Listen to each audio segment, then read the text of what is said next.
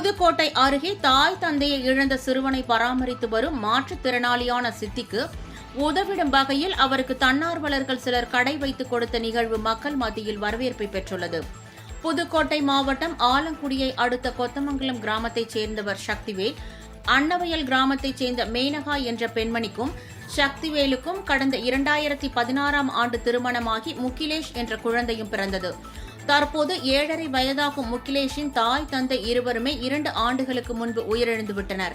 அதன் பின்பு ஆதரவுக்கு யாரும் இன்றி தவித்த சிறுவனை அவரது மாற்றுத்திறனாளி சித்தி ரேணுகா தனக்கு வரும் ஊனமுற்றோர் உதவித்தொகையை கொண்டு பராமரித்து வருகிறார். இதனை அறிந்த புதுக்கோட்டையைச் சேர்ந்த தன்னார்வலர்கள் ஒன்றிணைந்து மாற்றுத்திறனாளியான ரேணுகாவிற்கு பெட்டிக்கடை ஒன்றை வைத்துக் கொடுத்துள்ளனர். மேலும் அதற்கு தேவையான பொருட்களை வாங்கி வந்து கடையை சிறுவன் முகிலேஷையே திறக்க வைத்து வியாபாரத்தையும் அந்த தன்னார்வலர்கள் தொடங்கி வைத்தனர்.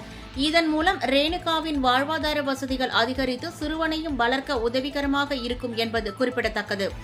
அடுத்த கட்டமாக சிறுவனுக்கு கல்வி உள்ளிட்ட உதவிகளை செய்ய தயார் என்று தன்னார்வலர்கள் தெரிவித்துள்ளனர். இந்த நிகழ்வு பொதுமக்களிடையே வரவேற்பை பெற்றுள்ளது.